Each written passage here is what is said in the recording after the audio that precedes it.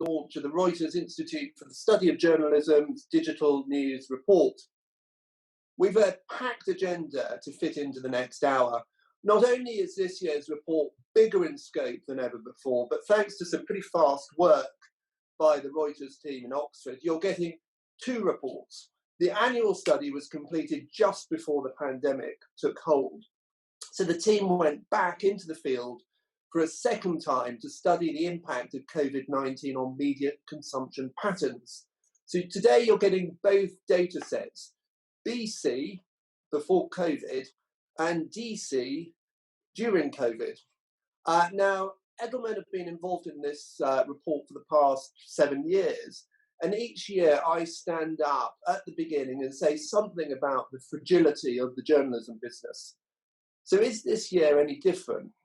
Well, yes and no. This year, here and now, I see huge risk, but also huge opportunity potentially. The opportunity comes from a captive audience. As you'll hear, the COVID-19 crisis has meant historic levels of news consumption. Week after week, there's more news content being consumed at greater frequency. COVID has also seen consumers drawn to a stable of trusted news brands. But of course, we're also on the precipice of a recession, the likes of which we've never experienced in our lifetime, with an evaporation of wealth, as the Bank of England dramatically put it, not seen in 300 years. Consumer spending is going to be incredibly difficult to predict, and ad-funded models under even more pressure than before. So, a lot to discuss this morning. As always, this is an incredibly rich data set that Reuters bring you each year. So for now, I want to hand over to Rasmus Nielsen, the director of the Reuters Institute, before we hear from Nic Newman on the findings, and then we're going to open up to the panel and to your questions. So Rasmus, over to you. Thank you very much, Ed. My name is Rasmus Nielsen. I'm the director of the Reuters Institute for the Study of Journalism at the University of Oxford. And our mission is to explore the future of journalism worldwide. And as Ed said, I think this moment illustrates both the incredible importance of having genuinely independent, professional, journalistic news reporting on the major issues facing our societies, and the resilience of the profession and the industry in the face of crisis, but also how that crisis is really biting and, of course, is compounding the pressures already felt from the accelerated shift to a more digital, mobile, and platform-dominated media environment. We do really three things at the Institute. We work with mid-career journalists from all over the world. We work with editors and news media executives and leadership programs. And then we do research, where we try to bring timely, relevant, and evidence-based analysis to some of the big issues facing journalists and editors across the world so they can make more informed decisions as they try to navigate these very challenging times where their work matters more than ever. And really, the Digital News Report is the flagship project in our research portfolio. Every year, Nic Newman, as the lead author, working with a team this year, Richard Fletcher, Ann Schultz, and Simya Andy, brings analysis and evidence to bear on these big issues. The project is made possible by support from 15 very different funders, including the Google News Initiative, media organizations like the BBC, media regulators like Ofcom, as well as foundations such as the Open Society Foundations, and many, many more sponsors and country partners, all of whom we're very grateful for. They are the ones who make possible the insight and analysis that every year Nic and the teams delivers. And I will hand it over to Nic here to run through the key findings from this year's report, and then look forward to the discussion with the panelists and all of you on this call. Thank you, Rasmus, and good morning, everybody. So this year, our report is covering 40 different markets. So we've added Kenya and the Philippines as part of our global and comparative mission. So that's 80,000 respondents. And just a reminder of the methodology. So it's based on an online poll, which means it's representative of people who are online. And as such, it will tend to underrepresent traditional news behaviors such as television, print, and radio when we talk about cross-platform behavior, particularly in countries with lower internet penetration, which we've kind of marked on this slide. The polling was conducted by YouGov on our behalf, samples of around 2,000 in each market, including the UK. And I should make clear at the outset that this survey was conducted in January, February, so just as coronavirus was getting underway, but before the lockdowns in many countries. And as Ed said, we did a second survey in April in 6 countries, including the UK, to understand the impact, which obviously has been considerable, both on the business side, but also in terms of consumer behavior. So much of this is really well documented, but it's really important to note at the outset. So we did initially see very significant increases in the use of television news. So up 16 percentage points in the UK between our poll in January and our poll in April. And that's in line with previous research, which shows that at times of crisis, television really comes into its own.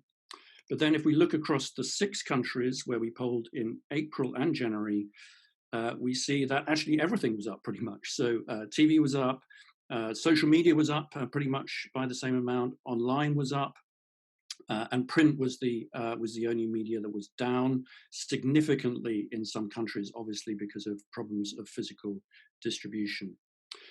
This is some industry data, which we sourced from the BBC and we reference in the report.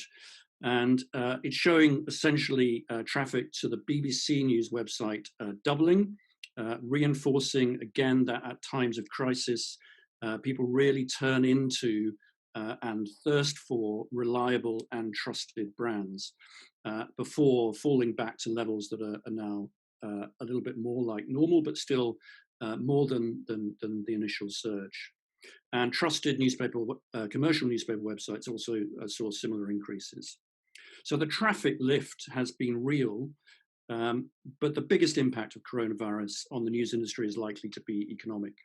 And I'm sure we'll pick up on this during the panel, especially for media that is dependent on advertising. And one consequence of this is likely to be an acceleration of trends that we've been reporting for some time towards paid content online. So our tracking data, remember this data is from January before coronavirus, already shows significant increases in a number of countries. So notably the US, you can see there up 4 percentage points to 20%, so that's doubled in 4 years. In Norway, 42% now, so up 8 percentage points. And smaller increases in a number of other countries in Europe, where more publishers are trying to get readers to pay, but also in Latin America and Asia across the world. Now, we did a more detailed study this year in the US, UK, and Norway, looking at pay specifically to find which brands people were subscribing to. And we find a winner takes most dynamics are persisting with between 1/3 and 1/2 of all subscriptions going to a few big national brands. So here in the UK, it's the Times, Sunday Times, and Telegraph. In the US, it's the New York Times and the Washington Post. And in Norway, some big national brands, but I think one notable difference here is the proportion of people subscribing to local papers. So 64% of those who pay in Norway are paying for a local publication online. So 130 different titles mentioned in our research. In the US, 30% are now subscribing to local newspapers or their websites, and they've been introducing more paywalls. But just look at the UK, compare that to the UK, just a handful are paid, and the majority is still ad-supported and free. Now, in this detailed study, we also looked in more detail at some of the motivations, why people subscribe and why they don't subscribe. We find the most important reason is the distinctive nature of the content. So people feel that they're getting something they can't get for free. And then convenience and price, of course, is important for many. And there's a lot of special deals out there at the moment. And then others, interestingly, are motivated by this sense that journalism itself now is really worth supporting or needs supporting. Particularly in the US, over half saying it was a key factor. The sense that journalism is under threat from political attacks or from the economics. And you can see here a quote, somebody talking about the need to support local journalists. A local journalist is a dying breed, this person says. So what might encourage more people to pay? So again, comparing the US, UK, and Norway, we found that valuable content is one thing that might help. And then some people would be persuaded by ad-free content. Price and convenience, I think, are very significant. So some people find online news too expensive. Some people are looking for more flexibility, the sort of family subscriptions, for example, that Netflix and Spotify maybe offer. And then in the US and UK especially, half or almost half say that nothing could persuade them to pay. And for many people, we need to remember that the free content that's out there is good enough, whether that's from public broadcasters or through social media or aggregators here like Apple News. And this issue is particularly acute for local newspapers, where we've already seen, after the coronavirus, cutbacks, closures even. And this year we asked, would you miss your local newspaper and its website if it was no longer there? And remember, this is people who are currently readers of local newspapers. And we find a higher proportion in Germany, 54% say they would miss their local paper or website a lot, 49% in Norway, just 25% in the UK. Maybe this is a point to pick up on in the panel. So if business models are going to move more towards direct reader payment online, then the issue of trust is going to be critical. So you can see here how the Guardian messaging is trying to link these two issues. And we know during the coronavirus that trust in the media went up in many countries, including the UK, but we also know it's come down again pretty rapidly. Looking at our data from January, so this is our year-on-year tracking data, we see that across countries, we see these structural falls in trust. So just 38% in January say they trust most news most of the time. That's a bit higher in the news people use themselves, so 46%, but again down, and lower still in distributed environments like search and social. Now, many of the countries with the biggest falls in trust are also ones where we've seen a lot of turmoil over the last year. So we can pick out 16% fall in Hong Kong, 15% in Chile, so there have been big protests over the last year. In the UK, 12% fall in trust, from 40% last year to 28% this year. And this is not necessarily that journalism itself is getting worse, but rather that in these sort of polarized situations, in divided societies, the media quite often reflects views that people don't necessarily want to see, or sometimes the media is perceived as being on one side or the other side of a particular argument. And we can see how that played out in the UK, where of course we've had Brexit and a divisive election in the last year. And you can see that how closely this is linked to trust, to politics. So a big fall in trust from people who self-identify on the left, so that is the red line. So 38% last year, 15% saying they trust most news most of the time this year. So many activists and politicians specifically felt the media was biased against Labour or against the Labour leader, Jeremy Corbyn in particular. And we see similar dynamics in other countries.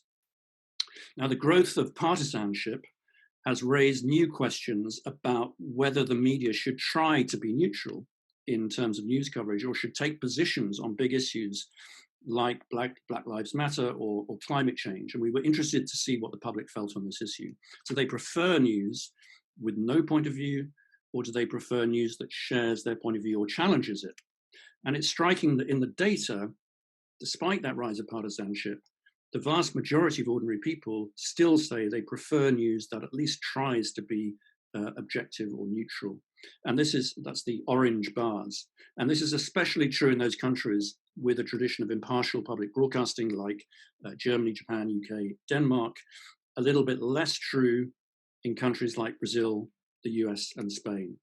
And in the US in particular, we have seen an increase in the percentage saying they prefer news that shares their point of view. So that's up 6 percentage points from when we last asked this question in 2013. But even here, there is a silent majority that holds on to that ideal that news should at least try to be objective.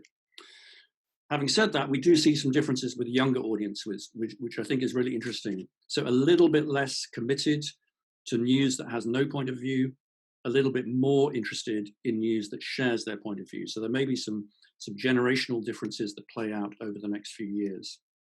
So moving on to misinformation. So across our 40 markets, 56% say they find it hard to know what to believe online when it comes to news. And this year we've been asking respondents which ones they're most concerned about. So in terms of content, we find people are most concerned about misinformation coming from politicians, followed by activists and then journalists. So that's the perceived bias and hidden agendas again, and then ordinary people and foreign governments at the end there. And you can see again here, however, how partisanship plays into this. So in the US, we see people who self-identify on the left, so that's the orange, blaming politicians most, so politicians like Donald Trump. People on the right, on the other hand, are blaming the media, so CNN, the New York Times, so that's 43% in the blue. So it's a kind of pick your side dynamic. And it's similar, but not so pronounced in the UK. Again, people on the left mainly blaming politicians, but people on the right, a little bit more likely than people on the left to blame the media. So that was content. In terms of channels of misinformation, so on average across countries, people have the highest level of concern about Facebook, followed by messaging apps like WhatsApp, Search, YouTube, and Twitter, though this does vary by country considerably. So misinformation in WhatsApp, as we've reported before, is seen as a bigger problem in much of the global south, in countries like Brazil, Malaysia, and Chile, marked in the green there. And this world map really shows that global split. So more concern about Facebook in the north, in North America and Europe, and a more mixed picture in the global south. Overall, in our data, we see social networks and aggregators playing a very large role in the news ecosystem. It comes out again and again. So I actually wanted to finish with a counter trend that we see in terms of what publishers do, what they can do, and how maybe they are starting to build these more direct connections. So we've done a big focus this year on email, a chapter on email overall across countries. 16% get email newsletters regularly. In some countries, it's much higher, 21% in the US. Of those who are getting these emails, increasingly they're daily updates, crafted daily updates, accounting for 60% of all the emails people get.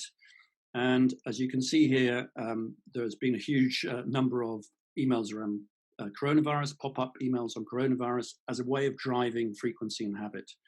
The New York Times, for example, now finds that its morning update is pretty much as important as its front page. So 17 million subscribers.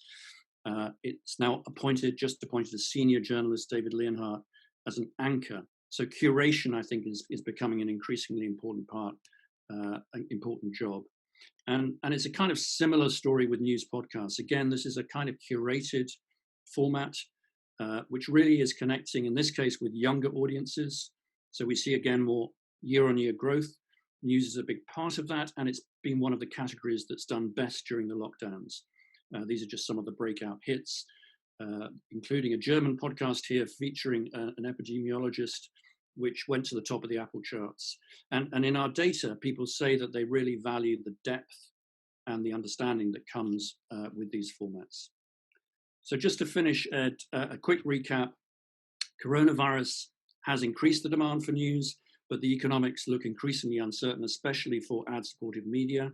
And it's likely to accelerate that shift to paid content that we already see in the industry data. More people are paying for news, and more people are being encouraged to do so, but it won't work for all, especially in countries where there is a huge amount of quality-free news.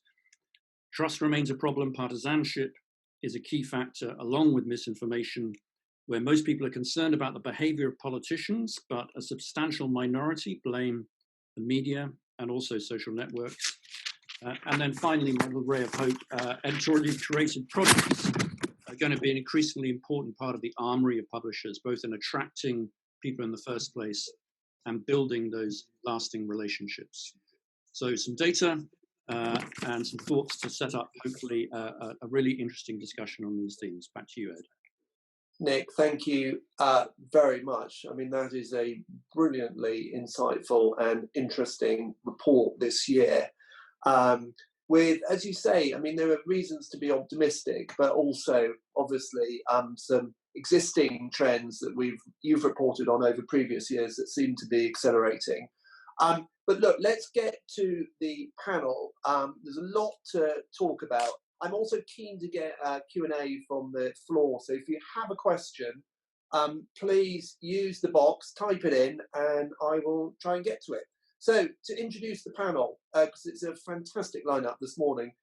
First, we've got Emma Tucker, the editor of the Sunday Times. She joined the Sunday Times as editor in January, which I suppose might be called an interesting time to join. I mean, she may well have thought that Brexit was going to be the big story this year, but of course, within a month of her tenure as editor, it became clear that there was the biggest story that anyone has lived through in their lifetime. Now, Emma started life at the FT. She was deputy editor of the Times before moving on to take on the reins at the Sunday sister paper. Deborah Turness is one of the most respected and admired names in broadcast news. She was one of the youngest people ever to edit ITV News back in 2004. She went on to head up NBC News globally and then turned her attention to Euronews, turning it into a channel that instead of, passing through on your way to watching Discovery, you stopped and looked at. I mean, she turned it into a dynamic, fresh, innovative new force in European broadcasting. Finally, James Mitchinson, editor of the Yorkshire Post since 2015. 4 years before that, editor of the Sheffield Star. He's regarded as the rising star of British newspaper journalism, and his insight and irrepressible personality reflected in the great success the Yorkshire Post has had in recent times, with many of its stories shaping the national agenda. So a kind of amazing panel this morning. Now, let's start with, obviously, the biggest story ever, COVID. Emma, can I ask you first about what it's been like from a journalistic perspective covering this story? I mean, the Sunday Times has driven a lot of the big investigative kind of TikToks on this. What's it been like as a journalist? And moreover, how has your journalistic treatment of the story driven news subscribers? Well, I think our approach is very much everything we've talked about already in this presentation, which was this was a story like no other. And there was clearly an enormous hunger for clear, distinct, fact-based reports on what was going on, frankly, in an area where there were so many unknowns. So I think there came a point where we ourselves were saying, what the hell's going on, or what the hell was going on in February? What exactly is happening? And I think we took a decision to take the story. We're lucky at the Sunday Times to have at our disposal the Insight team. So to take the story out of Westminster, as it were, because whilst there was a big political story, there was a sort of bigger, deeper story, handed over to the Insight team and let them do what they do normally on very different subject matters. And through their process of very, very detailed reporting, bringing together, I mean, the joke is, a lot of the stuff that was in the first Insight piece, not a whole lot of it was new. Most of it was already out there, but what they did was that valuable journalistic thing, which was to bring it all together, put it in context, work out the timeline, report hard around the detail, and then come up with a very, very distinctive version of what happened. And I'll be honest, it was a good piece of journalism, but I was taken aback by quite how well it landed. And did you see that it drove new subscribers to the paper? Yes, very much so. It led to a huge increase in subscriptions, and and the feedback we got there was because it was giving people something distinctive that they couldn't read elsewhere. But the really good news about it was that many of the subscribers that came in have stayed with us because I think at the moment there's a particular hunger for the sort of detailed, considered journalism that we can give them. So the churn rates have been very encouraging. And Deborah, journalistically, from a broadcast perspective, this is an unbelievably difficult story to cover logistically, right? What's it been like? And moreover, are there lessons from the way that your teams have covered the pandemic that might shape how you do broadcast news in the future? Yeah, I would first point rather to the challenges than to the opportunities that have come out of this. And I think the report itself does point to something of a renewal of vows between the audience and the traditional, what we call legacy media brands in the US market. And that sort of coming back together in a moment when, as Emma was saying, in a moment of crisis, you really need to go to a place where you really trust what you're getting. Organizations that have got the resources to deliver verified news from large teams of people.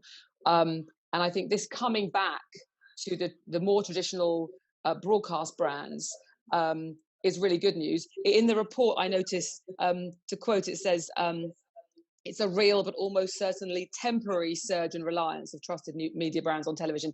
Well, the almost certainly temporary bit is down to us, isn't it? How do we keep hold of this newfound connectivity, reliance, and trust?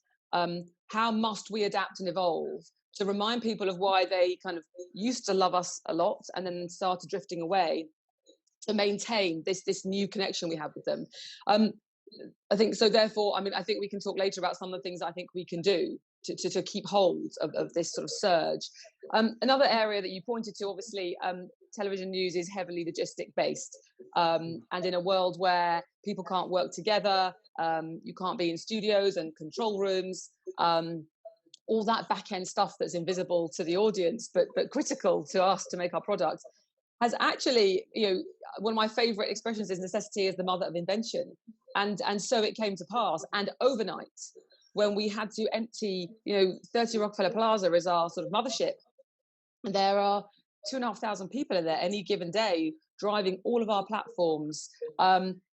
We got 90% of our working community based from home, including many of our control room and studio functions. So we've got people working remotely, driving those technical functions on laptops, working together via connectivity platforms like Zoom, and it has driven a revolution. It was an overnight COVID technology revolution, and I think that our industry will never be the same again. We also, for example, my team here in the UK, looking more at the global story, launched a show in a day on Zoom, which has now become a daily show called the Global Hangout. We hacked the Zoom platform early on before they'd created more flexibility to actually make a show in it with multiple participants. It is possible. That would have taken 6 months to plan and execute before, but we just did it.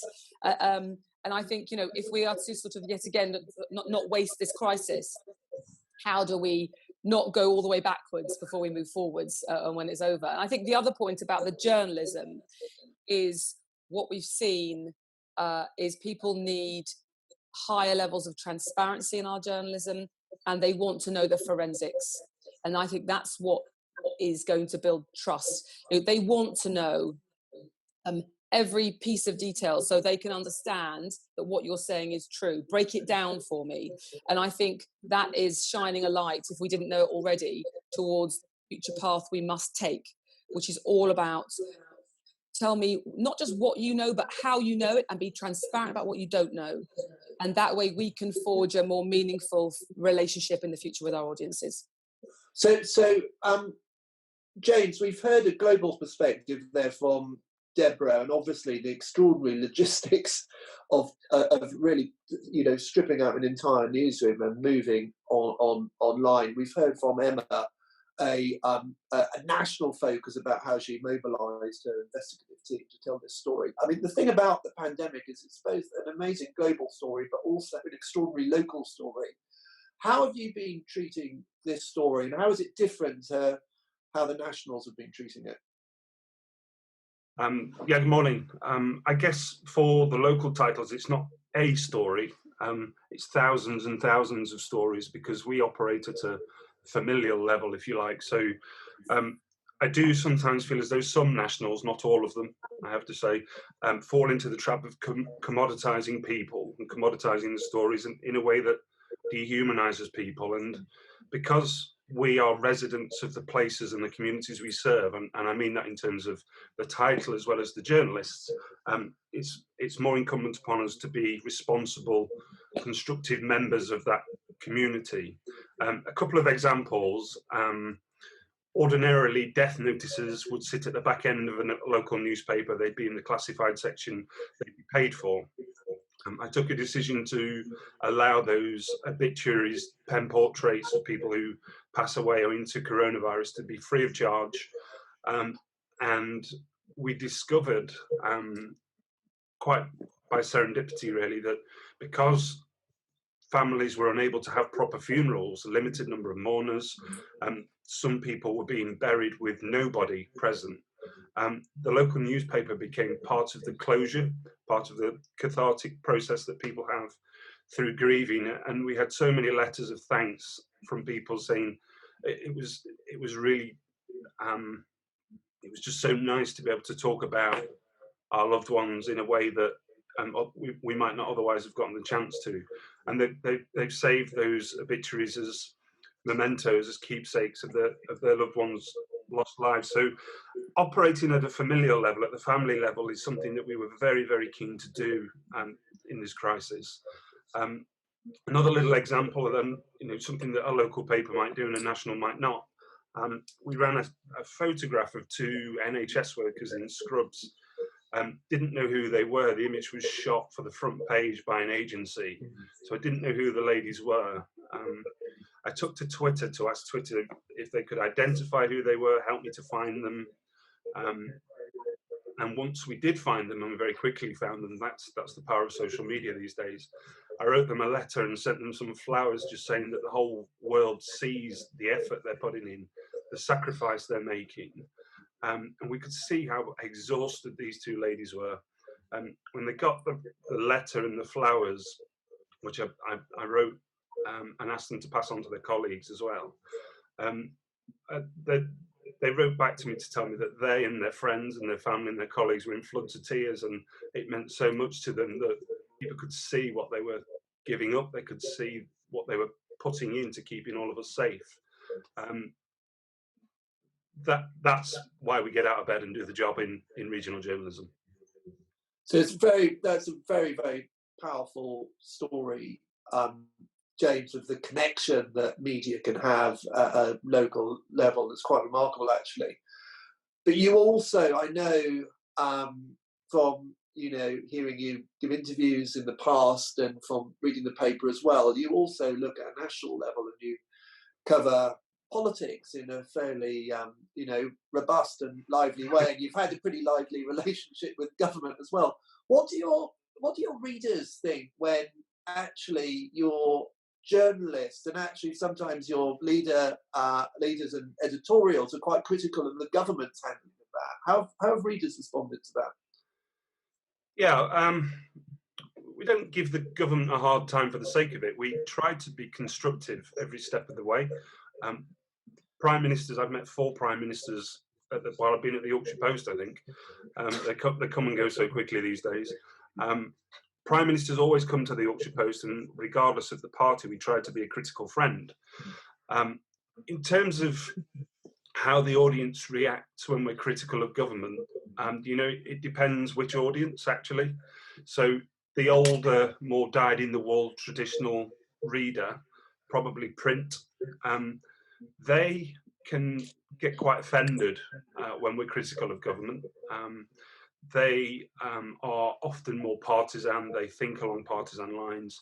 They vote Conservative because mum and dad voted Conservative, because granddad voted Conservative.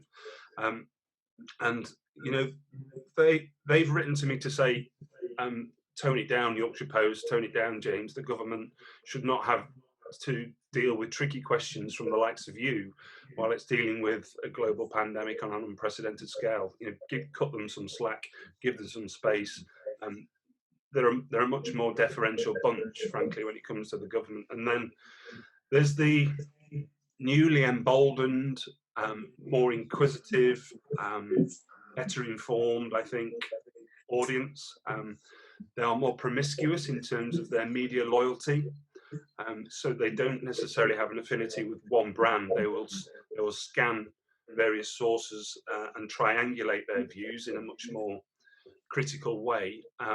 And they want the difficult questions asking, and they don't let go until they get the answers that satisfies their curiosity. So those people, they are becoming a much more influential part of the commissioning process, actually, because they won't be duped. They're much more savvy to misinformation. And I think the publishers that embrace that inquisitiveness and they embrace levels of engagement that are possible if you speak to these people, I think those publishers are going to be the ones that succeed.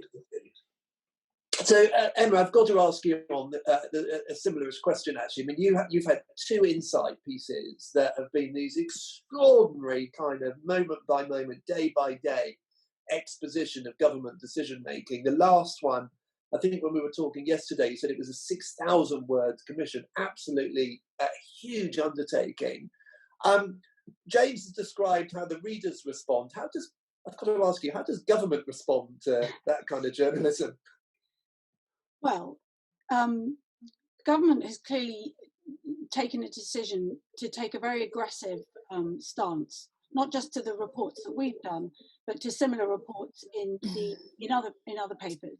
So they've developed this tactic of coming back very swiftly and very aggressively by issuing these rebuttals.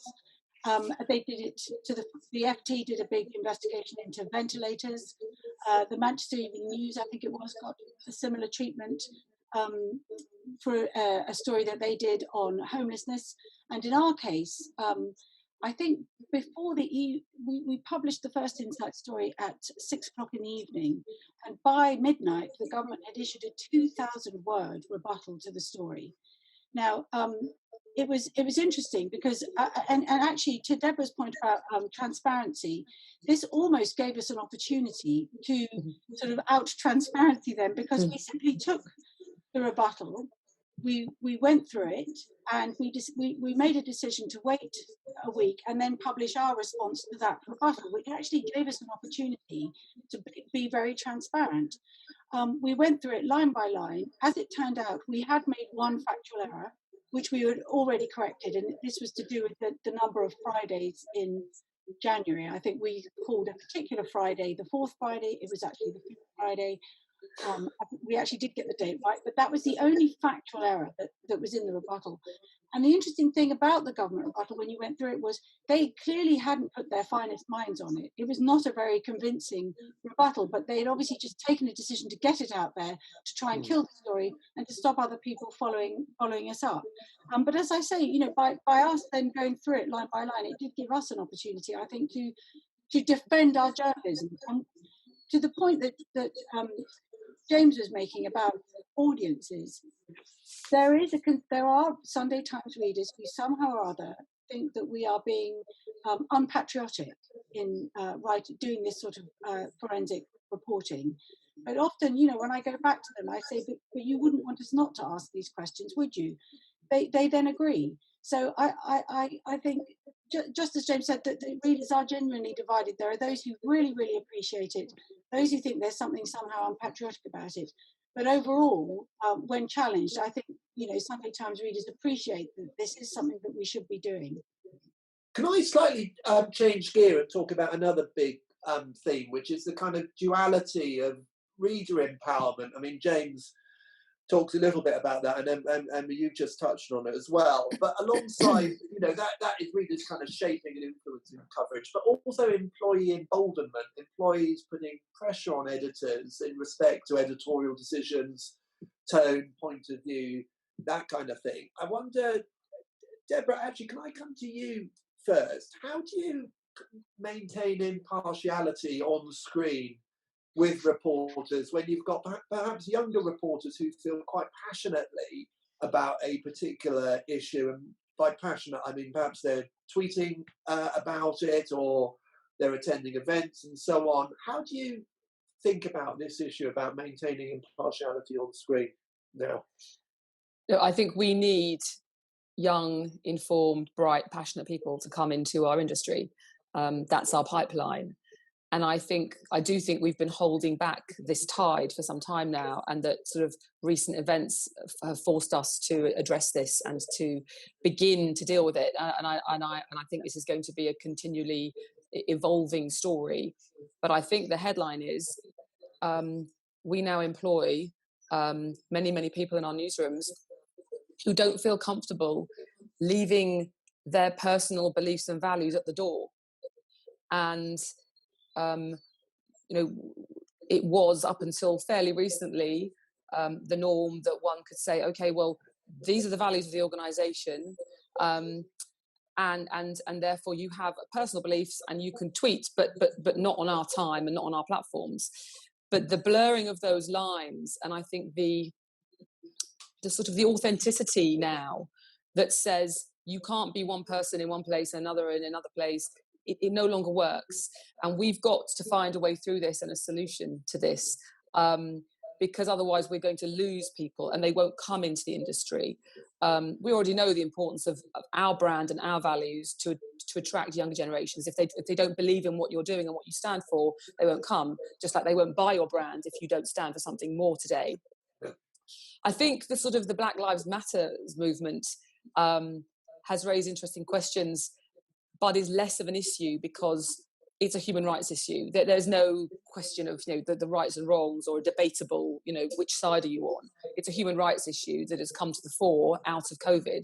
And yes, we do have people working with us who feel very passionately, who are impacted by the issues that are being discussed today, and feel it's a need for them to express themselves, but then also to report on it. As an organisation, what we've said is our guidelines are: use your journalism, use your platforms, and use our platforms as a place where you can have your impact and reach millions of people with your message. And going to march, going to protest. Well, the guidelines are: it would be better if you use your journalism rather than actually go and participate, because that could lead some people to question, what your engagements are outside the office. And obviously there are some forces who are trying to hijack those protests. So that's where you enter into a zone of danger, and where you potentially expose your brand. But I do think this is very new. Yeah. It's new that we need to deal with it. And I don't have all the answers, but I certainly think we're making good progress with our team. Yeah.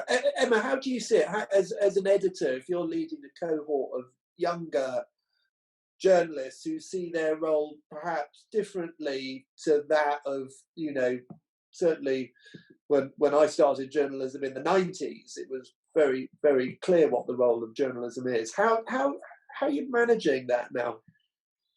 I think it's definitely true that the younger cohort, there is a desire, they want to work for organisations that align with their values. Yeah. And I think there really genuinely is a difference between people, dare I say, of our age, who perhaps have a more realistic or went into journalism with a more realistic take on the world, and yeah, a younger crowd that is less willing to perhaps be entirely realistic. I think it is a really big challenge for us, and I think the answer has to be to double down on journalistic values. So to double down on what we do, the commitment we bring to impartial reporting, checking the facts, using different sources, quality journalism. I think that has to be the way that we get through this, because otherwise I think, and we have to educate, make sure that the people who come understand those values. And I think there is there's genuinely a risk that if you don't, you could end up with a sort of journalistic groupthink where people at the top are worried about commissioning articles around certain subject matters for fear of what the younger cohort might say. But if you always go back to first principles, and point things out and point out facts, and make sure that you're sticking to what core values, then I think you can construct an argument and bring people along with you. So that's around the news side. I think on the comment side, it is difficult because obviously, as a newspaper, we like to have a range of voices. To my mind, I can run columnists that I don't agree with, but that doesn't bother me because I want to be able to offer a diverse range. I think that's a challenge for some of the younger people who wouldn't approve of giving platform to somebody they disagree with. But, again, I think that's just, and I think the danger for us is that we might find certain generations don't want to come and work for us because of the kind of columnists that we employ. But I think we just have to be robust about what we stand for. There's a lot of questions are coming in about how you rebuild trust in traditional media, and certainly in the, seeing COVID, how you maintain actually trust levels. Maybe James, you could talk a little bit on that topic. I mean, you've already set out the kind of relationship with your readers, which is familial, as you say, it's a kind of a family level. But how are you thinking about building a trusted relationship beyond the crisis and when we get back to normality? At risk of repeating what Emma's just said, it is about journalistic principles, and it's about focusing now and going forwards on right and wrong rather than left and right. So people are suspicious of partisanship, and increasingly so, and I don't think that's going to change. So focusing on fact-based, accurate, quality journalism is exactly what we need to do, and we benefit a little bit from that digitally because we have a broadsheet format in print still, and some of our longer reads are the ones that are being consumed most online. So I think that's important in itself, but I do, as I said previously, think it's important to use this new level of interest, curiosity, and criticism from the readers as a 12th player in the dressing room, in the conference room, and to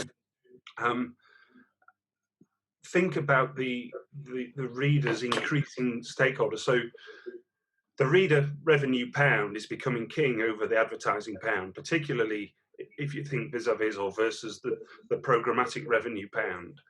And the programmatic revenue or advertising revenue has long been a bit of a benign bedfellow. But the reader revenue pound, with an increasingly curious, increasingly active, increasingly vociferous readership, they're not a benign bedfellow. They toss and turn all night, and they can kick you out of bed at any moment if you get it wrong. The New York Times is testament to that. But read its op-ed editor. So I do think that the publishers that embrace this new level of interest, of curiosity, of criticism, I think if that gets turned into engagement and there's a dialogue ensues between those that want to engage, whether it's critically or otherwise, those publishers are the ones that are going to have the most success. So, thanks. Now, I know we've got quite a lot of questions coming in, and actually I do know in the audience, I think we've got Madhav Chinappa, who's the Director of News Ecosystems Development at Google. We've also got, I'm hoping, Jesper Daub, who runs news partnerships for EMEA at Facebook. And ordinarily, they would be asking questions, but maybe I might have the privilege of asking perhaps some questions to them, because one of the topics we'll probably get on to now is the grubby end of this, which is the money, and how do we continue to support and create new revenue streams for the publishers. Madhav, I can see you there now. Maybe I'll come to you first. I mean, the Australian government are sort of working through a piece of legislation that proposes that the digital platforms would support the publishers through effectively a kind of taxation system. And there's been a lot of lobbying in Australia from the publishers for this to happen. Is this the model? Is this the right model that we'll see the digital platform supporting the publishers, or do you think there's an alternative model that might work better? Madhav, can you hear me? Can you hear me, Madhav? I'm sorry, Ed, I don't know if you can hear me, but I cannot hear you. Your audio cut out when you connected to me. I will mute myself until I can figure this out. Maybe you should go to Jesper if you can hear me. I'll ask exactly the same question then of Jesper at Facebook. Nod if you can hear me. Yes, I can. Excellent. So talk to me about the Australia proposal. Are you a supporter or are you a detractor? Is this the way that digital platforms can support the publishers? Well, I think it's a complex issue, as you know, and regulation is something that comes down to individual markets and situations of both media and how a government wants to issue regulation when it comes to that. So generally, I believe that the way forward between players like Google and Facebook and the publishing industry is always better off it is rooted in a business model and not a subsidy or a taxation, because ultimately what needs to happen is change and finding ways on how to do business together in a fair way. So no, I don't think that taxation is the right answer. It would simply constitute a constant payment of any sort in any given market, but would not incentivize anything of cooperation that could actually drive and build a business that is sustainable to the future. So what's your alternative proposal? Well, what we are doing is that we are supporting publishers in many, many ways in different markets and allow them to reach audiences, drive traffic to their pages, and also build revenue on Facebook if they want to. There are also instances where we pay publishers directly for specific content they might build for us and craft for us. That might or might not be exclusive to Facebook. And on top of that, we are supporting publishers a lot through a fund that we've set up a couple of years ago with 300 million that we've committed to spend on the industry. And when the coronavirus came on, we added another 100 million to support that. And we specifically went to support local news because we feel that these are obviously the most hurting, and they're also most important to local communities to get their information about what happens around them, which is something that we, of course, care deeply about. Madhav, I can see you now. Nod if you can hear me. I can hear you now. Sorry about that. Excellent. Hooray, the technology works. So look, we've over the last 7 years that I've been involved in this, there's been a kind of a dance between the digital platforms and the publishers around what is the right model to support journalism. When do you think that's going to be resolved? I wish I knew the answer to that. Am I going to keep asking the question each year? I suspect you will, because I think that what everyone is looking for is sustainability of journalism. And actually, I think the paths to sustainability are going to be varied and different depending on each individual publisher. We recently, because of the COVID crisis, kind of reoriented a lot of our work that we do under our Google News initiative towards an emergency relief fund. And we've been in discussions for local news organizations. And we've been in discussion with a lot of local news organizations. And one of the things that was kind of a scary finding, which was probably obvious to most people, is the real dependence on one business model for local news, which was mainly advertising, if you look at this globally. Not only that, but a lot of them weren't even thinking about other revenue streams. And I think what you're seeing in terms of sustainability is a trend towards diversification of revenue streams, multiple revenue streams, and a closer connection and engagement with the audience. So I think, Google, we consider ourselves to be part of the ecosystem. We have tools that help with that. We have our ad technologies. We also provide a lot of traffic through search. But I think we're all on that journey towards sustainability. So the questions coming in about exactly this point about sustainability, and maybe I can turn to the publishers on this question. Perhaps Emma first. We've got Times Radio launching later in the summer, and obviously segmentation is clearly, we've seen can be a very successful strategy. I wonder how News UK are thinking about this question of how you diversify and generate new types of revenue streams. Well, obviously, like everyone, we're thinking about it, all the time, because we all know that if we continue just to serve the existing, as it were, the traditional Sunday Times audience, we have no future. So there's a number of things. There's obviously Times Radio, which is really exciting departure for us. As far as I know, there's no other newspaper in the world that has its own radio station. So that's genuinely exciting, and it's obviously going to get our brand out to a much, much wider audience. But closer to home, one of the great, one of the things that we've noticed in our efforts to develop new audiences is we've had huge success around newsletters in particular. And that's been particularly true throughout the COVID crisis. So the traffic to our newsletters, or the uptake of our newsletters has gone up dramatically. But the great thing about the newsletters now is that we can organize them around audiences. So in the past, we would have organized a newsletter around a traditional print section. So you might have had a Sunday Times Magazine newsletter, or you might have had a culture newsletter. Now what we do is we look at the audiences and we say, let's do a newsletter around wellness, or let's do a newsletter that's going to appeal to younger readers. Let's do one specifically around Brexit, because that works with our global audience. So we're thinking all the time about what we can do close to home, what we can do in the broader sphere, to warm up new audiences to our brand. And James, you probably were pretty depressed when you saw that stat that 5% of people in the UK pay for local news. God, we're a mean lot, aren't we? We've got this kind of the lowest levels of willingness to pay in the world, seemingly. What are you going to do about it?